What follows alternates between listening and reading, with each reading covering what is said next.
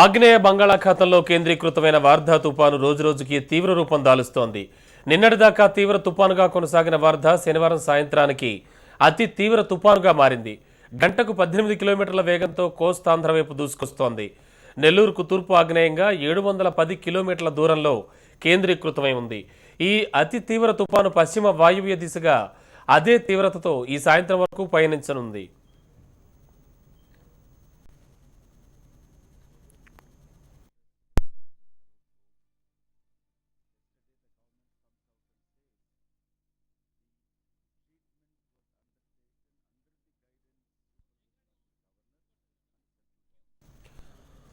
తుపాను తీరం దాటిన తర్వాత క్రమేపీ బలహీనపడుతూ దక్షిణ కోస్తాంధ్ర వైపు పయనించి చెన్నై ఒంగోలు మధ్య రేపు మధ్యాహ్నం గానీ సాయంత్రం గానీ తీరం దాటొచ్చని భారత వాతావరణ విభాగం విడుదల చేసిన బులెటిన్లో వెల్లడించింది. దీని ప్రభావంతో కోస్తాంధ్రలో కొన్ని చోట్ల తేలికపాటి జల్లు గానీ వర్షం కానీ కురుస్తుందని తెలిపింది. రేపు ఎల్లుండి దక్షిణ ఉత్తర కోస్తాంధ్రలో పలు చోట్ల తేలికపాటి నుంచి ఓ మోస్తరుగాను, దక్షిణ కోస్తాంధ్రలో అక్కడక్కడ భారీ వర్షాలు కురిసే అవకాశం ఉందని పేర్కొంది. దక్షిణ కోస్తాంధ్రలోని కృష్ణా, గుంటూరు, ప్రకాశం, నెల్లూరు, రాయలసీమలోని చిత్తూరు జిల్లాల్లో వర్ష ప్రభావం అధికంగా ఉంటుందని వివరించింది.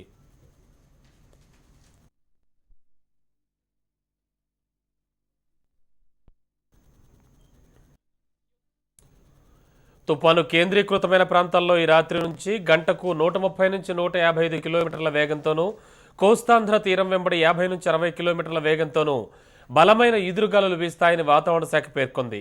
వచ్చే 48 గంటల పాటు మత్స్యకారులు చేపల వేట కోసం సముద్రంలోకి వెళ్లరాదని అధికారులు నిషేధాజ్ఞలు జారీ చేశారు. ఆంధ్రప్రదేశ్లోని అన్ని పోర్టుల్లో 3వ నెంబర్ ప్రమాద హెచ్చరికలు జారీ చేశారు.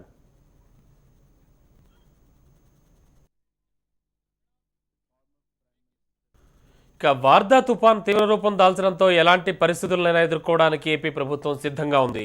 అన్ని జిల్లాల కలెక్టర్లతో సీఎం చంద్రబాబు టెలికాన్ఫరెన్స్ నిర్వహించి తుపానును ఎదుర్కొనేందుకు సర్వసిద్ధంగా అప్రమత్తంగా ఉండాలని అధికార యంత్రాంగాన్ని ఆదేశించారు.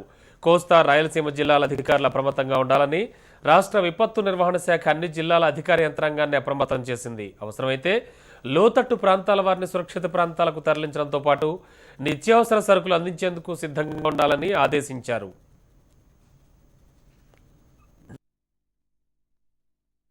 ఎక్కడ కూడా ఇబ్బంది లేకుండా చేయడం కోసం అన్ని చేస్తున్నాం.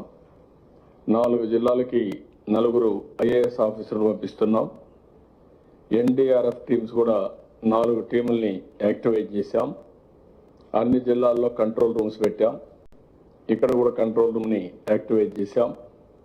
అందరూ కూడా ఎప్పటికప్పుడు అప్రమత్తంగా ఉండి ఎవరికి ఏ ఇబ్బంది లేకుండా ఏ నిర్ణయాలు తీసుకొని రియల్ టైంలో వాళ్ళందరికీ కమ్యూనికేట్ చేస్తారు. అదే మరి ఇది ఒక డైనమిక్ సిచ్యువేషన్ కాబట్టి రియల్ టైంలో ఇన్ఫర్మేషన్ కూడా తెప్పించుకొని జిల్లా లెవెల్లో కలెక్టర్స్ కూడా ఎక్కడికక్కడ పబ్లిసిటీ కూడా ఇవ్వడం, ప్రెస్ కార్డు పెట్టడం, ఎక్కడ ఎవరికి కూడా కన్ఫ్యూజన్ లేకుండా అందరికి కూడా సమాచారం అందుబాటులో పెట్టే పరిస్థితి తీసుకొస్తాం.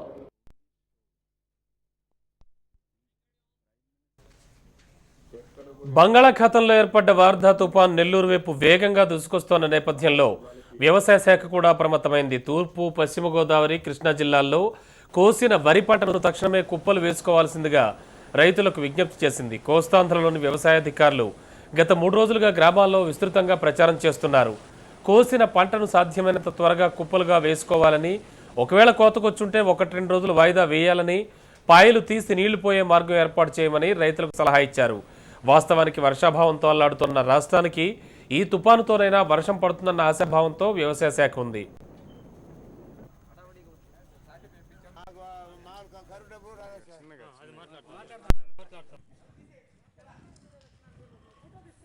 ప్రజెంట్ లొకేషన్ తుఫాన్ది చెన్నైకి 900 కిలోమీటర్స్ తూర్పులో ఉంది. 12th నైట్ వరకు ఈ తుఫాను నెల్లూరు వైపు రావడానికి అవకాశాలు ఉన్నాయి. ప్రభుత్వం తరపు నుంచా, పోలీస్ తరపు నుంచా అన్ని రకాల తయారీ కాన్ఫిడెంట్గా మనం రెడీగా ఉన్నాము. అదేవిధంగా విలేజెస్ మా ఎస్ఐలతో, సిఐలతో చాలా మంచిగా కోఆర్డినేషన్ పెట్టుకుని వార్ సైడ్ నుంచా ఇవ్వాల్సిన swimmers, would cutting machines, tractors, అదేవిధంగా బోట్స్ ఇలాంటి వారు ప్రొవైడ్ చేస్తున్నారు. మా సైడ్ నుంచి మనం తెచ్చుకోవాల్సింది వుడ్ కటింగ్ మషీన్స్, అదేవిధంగా లైఫ్ జాకెట్స్, రోప్స్, ఇవన్నీ దాన్ని తయారు చేసుకుని మనం రెడీగా ఉన్నాము.